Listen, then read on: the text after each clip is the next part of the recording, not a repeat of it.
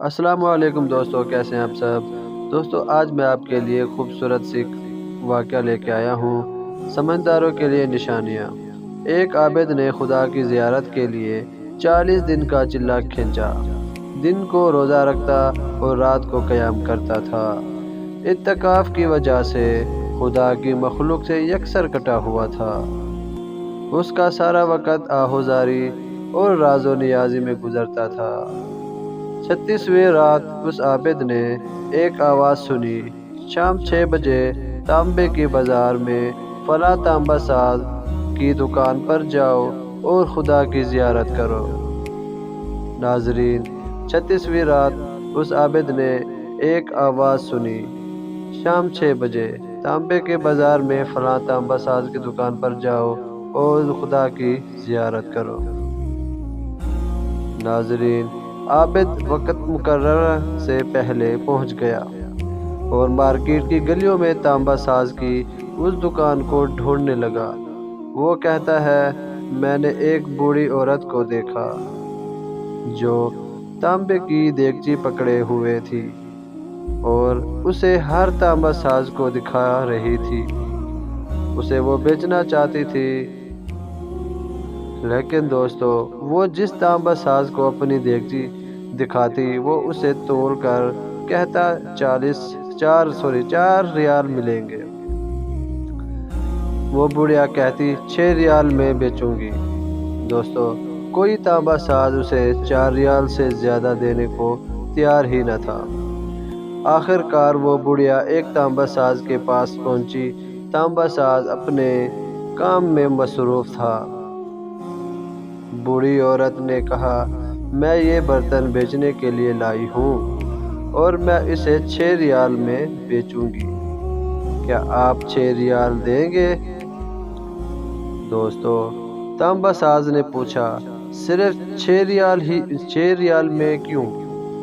بوڑھی عورت نے دل کی بات بتاتے ہوئے کہا، میرا بیٹا بیمار ہے، ڈاکٹر نے اس کے لیے نسخہ لکھا ہے جس کی قیمت 6 ریال ہے۔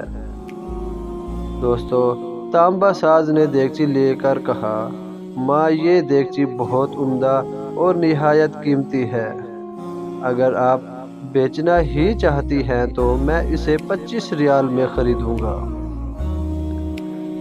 بوڑھی عورت نے کہا، کیا تم میرا مذاق اڑا رہے ہو؟ کہا، ہرگز نہیں، میں واقعی 25 ریال دوں گا۔ یہ کہہ کر اس نے بوڑھی عورت کے ہاتھ میں 25 ریال رکھ دیے۔ بوڑھی عورت بہت حیران ہوئی، دعا دیتی ہوئی جلدی اپنے گھر کی طرف چل پڑی۔ عابد کہتا ہے، میں یہ سارا ماجرا دیکھ رہا تھا۔ جب وہ بوڑھی عورت چلی گئی تو میں نے تانبے کی دکان والے سے کہا، چاچا لگتا ہے آپ کو کاروبار نہیں آتا۔ دوستو بازار میں کم و بیش سبھی تانبے والے اس دیگچی کو تولتے تھے اور 4 ریال سے زیادہ کسی نے اس کی قیمت نہیں لگائی، اور آپ نے 25 ریال میں اسے خریدا۔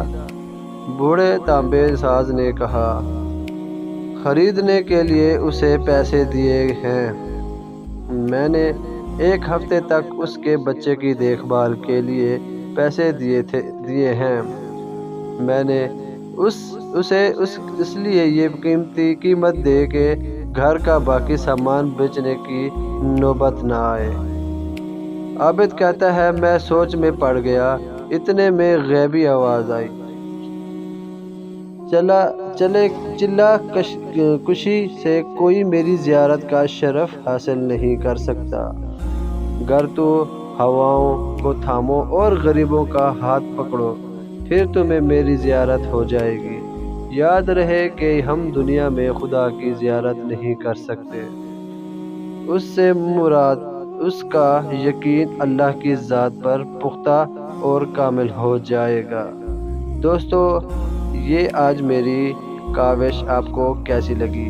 اگر یہ میری کاوش آپ کو اچھی لگے تو آپ میرے اس ویڈیو کو لائک ضرور کیجیے گا اور دوستوں میں شیئر بھی کیجیے گا، اور میرے چینل کو سبسکرائب کرنا بالکل نہ بھولیے گا، کیونکہ میں اکثر ایسی ویڈیو، ایسے واقعات اور ایسی سٹوریز لاتا رہتا ہوں۔ اگر میرا یہ چینل آپ کو اچھا لگا، میری ویڈیو اچھی لگی تو میرے چینل کو سبسکرائب کر دیں اور نوٹیفیکیشن کو آن کر دیں، تاکہ میری ہر نئی آنے والی ویڈیو آپ سب دوستوں تک سب سے پہلے پہنچے۔ امید کرتا ہوں آپ کو یہ ویڈیو پسند آئے گی۔ انشاءاللہ ملتے ہیں نیکسٹ ویڈیو میں، تب تک کے لیے اللہ حافظ۔